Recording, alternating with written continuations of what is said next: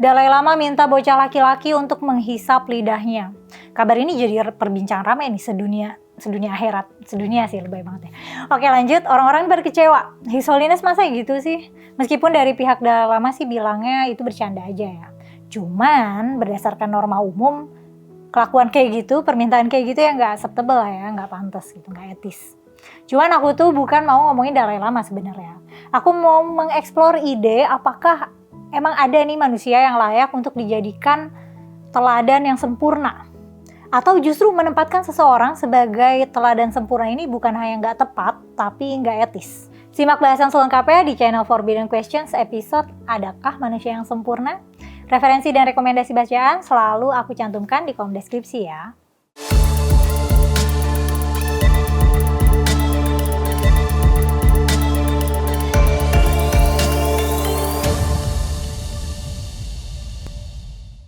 Halo, ketemu lagi sama aku Mela di channel Forbidden Questions, tempat kita mengeksplorasi pertanyaan-pertanyaan seputar budaya dan agama.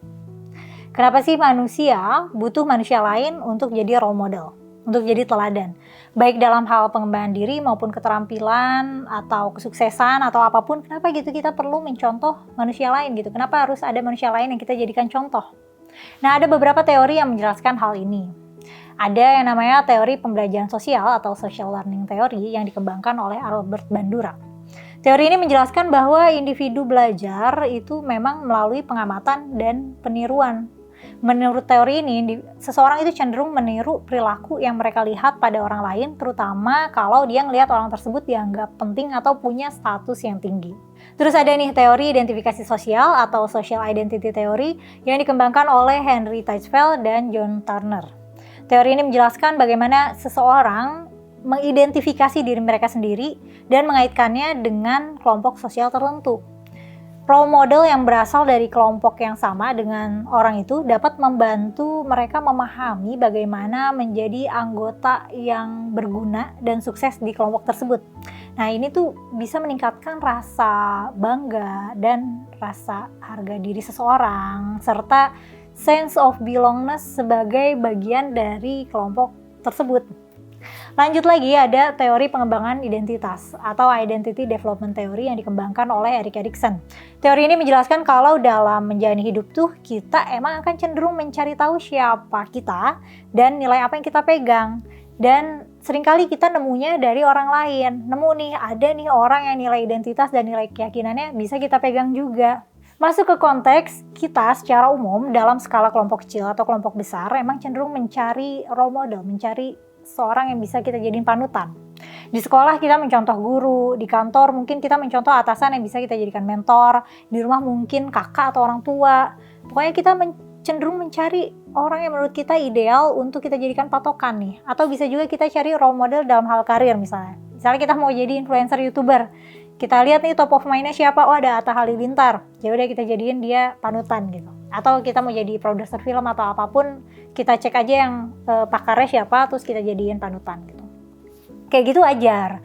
Cuman pertanyaannya, ada nggak sih sosok manusia sempurna, yang nggak ada salahnya, nggak ada cacatnya, nggak ada celaknya, sampai kita tuh bisa mencontoh sebanyak mungkin aspek kehidupannya, atau bahkan seluruh hidupnya tuh dijadiin acuan buat kita.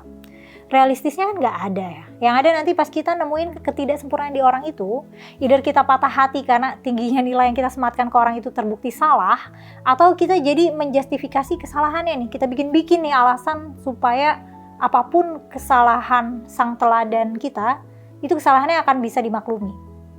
Jadi menjadikan seorang sosok manusia sempurna tanpa celah itu merupakan bentuk idealisme atau delusi. Atau bisa dua-duanya sih.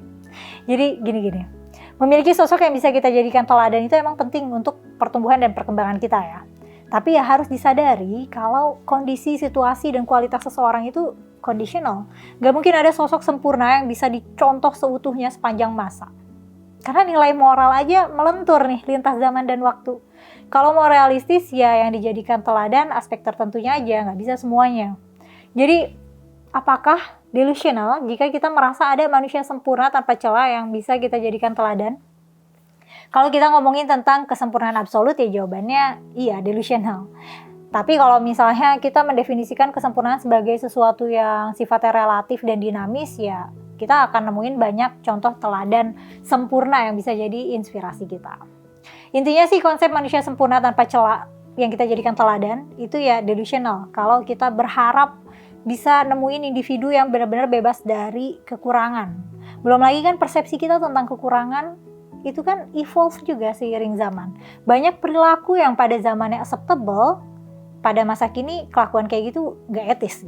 Daripada mengidealisasi seseorang sebagai manusia sempurna, mendingan fokusnya bukan di orangnya gak sih, tapi di aspek kualitas spesifiknya aja gitu. Dengan kita tuh bisa ngambil beberapa role model di beberapa aspek yang optimal buat kita. Nah itu kayaknya akan lebih membantu kita nemuin diri kita yang otentik nih. Alih-alih look up tuh sosok manusia sempurna. Sweet pointnya sih ya, kita tetap nih punya role model. Karena kan penting ya dalam membantu kita membangun identitas diri dan mengembangkan diri. Tapi ya tetap harus realistis, nggak bisa di satu orang itu nggak ada celahnya gitu. Dan kita contoh banget gitu. Atau pasti di satu orang ini harus kita setujuin semua nilai yang dia pegang dan segala tindakannya. Jadi kita juga harus mampu mengevaluasi orang yang kita jadikan teladan ini. Apa yang bagus dan berguna, ya kita ambil gitu. Ya kita contoh.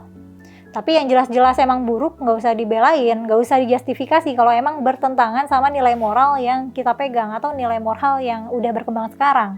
Nah jadinya kita juga nggak perlu kecewa atau patah hati nih kalau misalnya role model kita melakukan kesalahan. Karena ya kita sadar yang kita look up to hanya aspek kualitas tertentu, bukan memuji orangnya gitu. Tapi kita mencontoh kualitasnya gitu atau mungkin idenya. Karena kalau menjadikan orang lain sebagai teladan sampai bikin kita kehilangan kemampuan berpikir mandiri dan kehilangan kemampuan menilai menimbang sendiri ini itu, ya itu mah bukan jadi diri sendiri yang otentik dong. Kita jadi kayak orang yang terdoktrin dan terbrainwash aja jadinya. Lagian konsep manusia sempurna tuh nggak ada ya nggak sih? Manusia yang mau berkembang ya ada, tapi kalau sempurna nggak ada. Atau kamu percaya kalau ada sosok manusia yang sempurna, yang suci, pasti nggak ada kesalahannya dan bisa dijadikan teladan sepanjang masa? Kalau iya kenapa, dan kalau enggak kenapa? Tulis pendapat kamu di kolom komentar ya. Makasih sudah menonton sampai selesai. Jangan lupa untuk like, share, dan subscribe. Aku Melo mohon pamit, sampai ketemu di konten selanjutnya. Dadah.